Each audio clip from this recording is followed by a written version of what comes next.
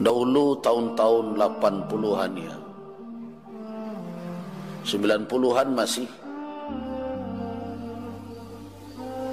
kadang melihat orang berjilbab itu jarang di mata kita. Tahun itu sebanyak orang wanita yang lalu lalang ada 1-2 yang tampak berjilbab ini, berhijab. Malah ketika itu para wanita sibuk dengan model rambut, mulai dari mengkeritingkan, meluruskan, memanjangkan, memendekkan, begitulah dahulu. Tapi dengan kebijakan seperti itu, alhamdulillah, di Sumatera Barat ini kalau kita berjalan ke pasar sekalipun, jangankan ke sekolah, melihat orang tidak berhijab itu yang jarang dan kadang risih mata kita melihatnya. Di tengah orang banyak menutup aurat, dia berani ya sendiri menantang Allah Subhanahu wa taala itu. Nah, tampaknya hal seperti itu tidak membuat nyaman orang-orang yang benci dengan Islam. Nah, kita tahu bahwa perubahan itu tidak bisa dihindari. Kadang memang bermula dari orang-orang yang memiliki kedudukan yang terhormat di tengah masyarakat. Dimulai dari situ. Karena itu dahulu dimulai dari tokoh, dari pejabat, dari pegawai. Karena walau bagaimanapun cara pandang masyarakat kita, orang-orang yang bekerja di pemerintahan, orang-orang yang bekerja di lembaga-lembaga pendidikan, itu dianggap memiliki sedikit kelebihan pemahaman dan bermacam. Karena itu sering dijadikan oleh orang sebagai tauladan. Nah, ketika dimulai dari karyawan-karyawati pemerintah daerah dahulu, lembaga-lembaga pendidikan, maka akhirnya pengaruh itu menyebar ke tengah masyarakat. Nah, sekarang mulai dari sekolah tidak lagi diberi hak untuk mengharuskan anak-anak kita untuk berhijab. Nah, sudah beberapa hari ini saya terus berkoordinasi dengan pihak-pihak terkait ya. Saya sangat tidak setuju dengan SKB yang seperti itu. Ini SKB yang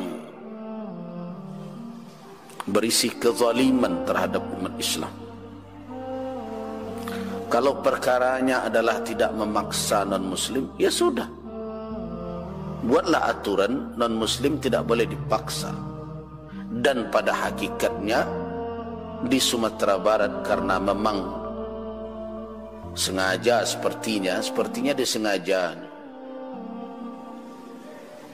pintu gerbang masuknya dimulai dari Sumatera Barat, dari SMK Negeri 2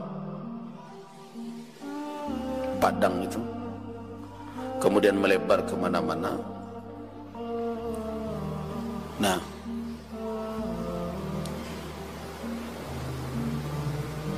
saya beberapa hari ini coba koordinasi, dan tentu kita sangat tidak setuju karena di dalamnya ada kezaliman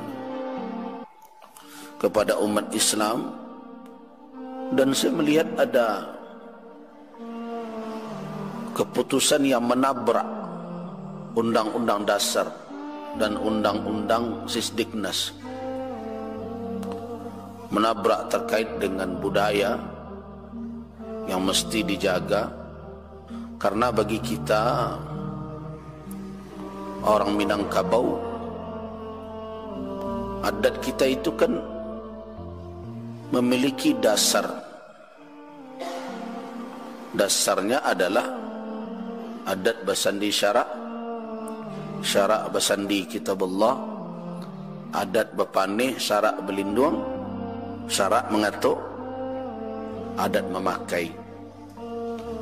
Begitu. Jadi adat Minang tu ukurannya bukan sianu dan sianu.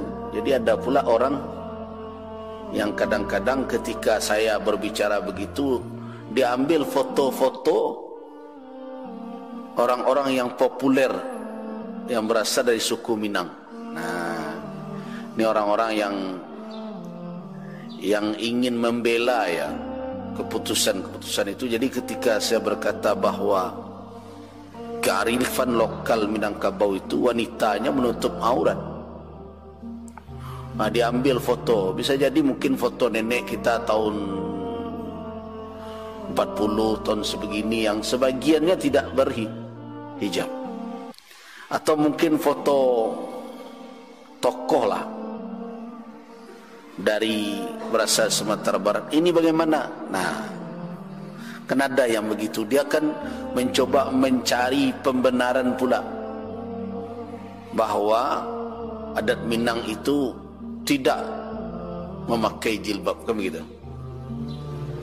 Nah, saya ingatkan kepada mereka itu dan kepada kita sebagai pengetahuan bagi kita bersama, adat Minang itu ukurannya bukan personal ya. Sama dengan Islam itu ukurannya tidak personal. Jadi kalau ada orang Islam mencuri, jangan dikatakan bahwa ajaran Islam itu menyuruh orang mencuri.